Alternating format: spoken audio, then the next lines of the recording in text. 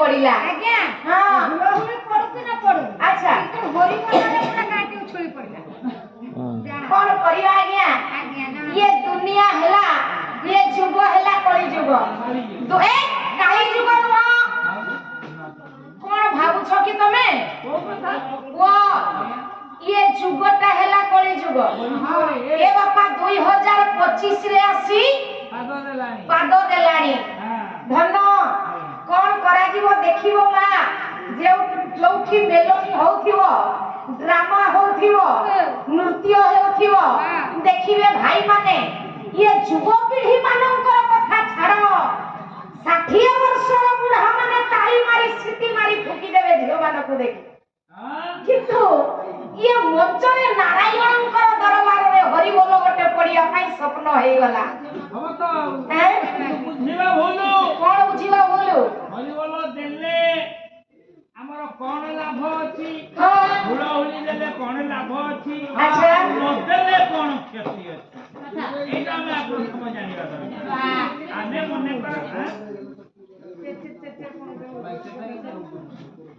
हरि बोल देले कोन लाभ होउछि आ हरि हुलहुली देले कोन लाभ क्षति होउछि नहीं हरि बोल देले कोन लाभ अछि आ न देले कोन क्षति आज्ञा सब छाड़ दियो बोल विषय दियो परिवा हाउ हला भगवान रे ए कथा को छाड़ी दियो हैं धन ए हरि बोल देबा पाई खर्च नुहे धन मात्र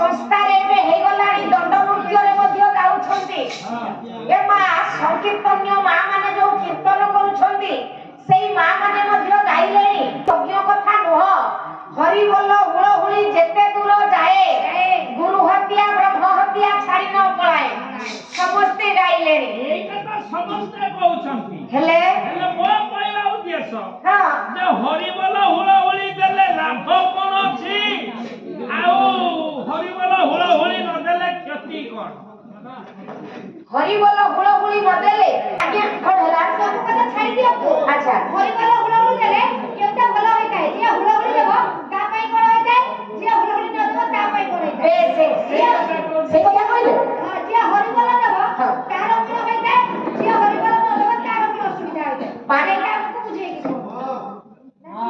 ହରିବୋଲ ଦେଲେ ଲାଭ କଣ ଆଉ ନ ଦେଲେ କ୍ଷତି କଣ? ଧନ୍ୟବାଦ। କଥା ନୁହଁ ମା? ଆଜ୍ଞା ଦେଲେ ବି କୌଣସି କ୍ଷତି ହୋଇପାରେ ରହ ସେଇଟା ଏ ମା 5 ଜଣ ଆଜ୍ଞା ମାନେ ବସିଛନ୍ତି, ବାପା ମାନେ ବସିଛନ୍ତି। ये बापा ମାନଙ୍କ ଭିତରୁ ଜଣେ ମହାନ ବ୍ୟକ୍ତି ହରିବୋଲ ଦେଲେ ତାଙ୍କ ଶରୀରରୁ ପାପ ଦୂରୀଭୂତ ହୋଇଗଲା। ମତେ ହରିବୋଲ ନା ମୁଖରେ ଧରିଦେଲେ ପାପ ପଳାୟନ କରେ ଠାରୁ ଛାଡ଼ି ଚାଲିଗଲା। ଆଚ୍ଛା ଆଜ୍ଞା କୁହନ୍ତୁ। ଯଦି ବାପଟା ତାଙ୍କଠୁ ଛାଡ଼ିକି ଚାଲିଗଲା, ହଁ ସେ ଯୋଉ ଚାଲିଗଲା ଆଚ୍ଛା କୋଉଠି ସେ ରୁମ ନେଲା?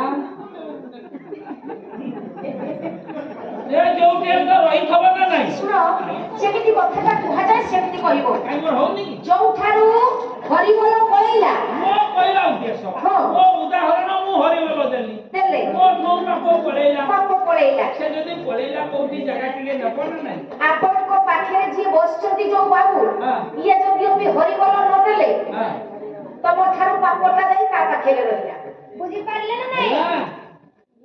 ମୁଁ ହରିବୋଲ ଦେଲି, ତୁ ଯଦି ନ ଦେଲୁ ମୋ ପାପ ତୋ ଠେଇ କାପି ହେଲା। ତୋର ଯେତିକି ଥିଲା ମୋ ତକ ମିଶିକି ଡବଲ। ଆଉ ତ ମୁଣ୍ଡରେ 3 ମାସ ଭିତରେ ଚୁଟି ରହିବ। ସେମିତି ମା ମାନେ ଗୋଷ୍ଠୀ ହୋଇ ବସିଥିବେ, ଜଣେ ମା ହୁଳହୁଳି ଦେବେ, ଆଉ 5 ଜଣ ଯଦି ହୁଳହୁଳି ନ ଦେଲେ ସେ ତାଙ୍କ ମାନଙ୍କ ଭିତରେ ପାପଟା ଯାଇ ରହିଯିବ। ଯିଏ ଦେଲା ହୁଳହୁଳି ତାଠୁ ତାଠିକି ପଳେଇବ।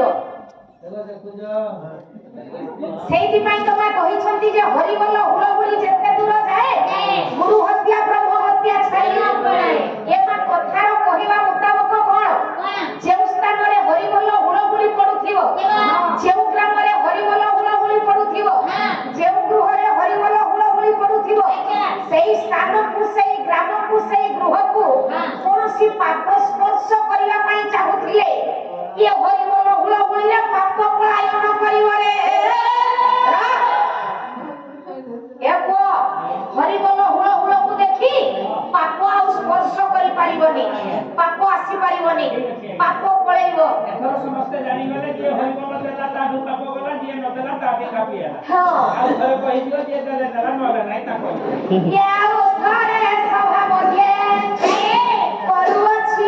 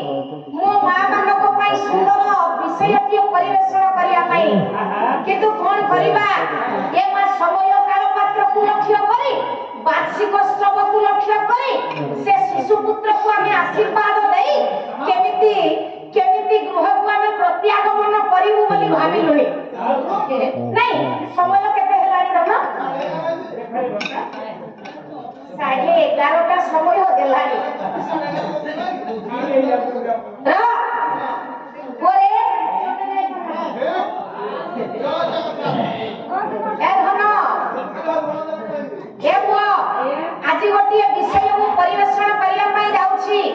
ବିଷ୍ଣୁଙ୍କର ମହାପୁରାଣରୁ କିଛି ଆଲୋଚନା କରିବି ବୋଲି ମନ ସ୍ଥିର କରିଛି।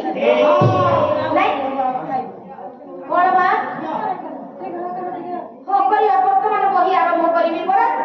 ଭଗବତ ଗୀତାକୁ ନେଇ, ପୁରାଣ ଉପନିଷେଧକୁ ନେଇ ପରେ ଆଜି ବିଷ୍ଣୁଙ୍କର ମହାପୁରାଣରୁ 2 ପଦ କଥା ଆଲୋଚନା କରିବି।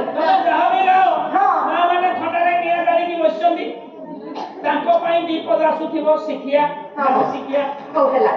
ଯୋଉମାନେ ବସିଛନ୍ତି କିଛି ସମାଜ ଶିକ୍ଷା ଆସୁଥିବ। ଆଉ ଛୋଟ ପିଲାମାନେ ରହିଛନ୍ତି ତାଙ୍କ ପାଇଁ କିଛି ଶିକ୍ଷା ଆସୁଥିବ। ହଉ ହେଲା। ପରେ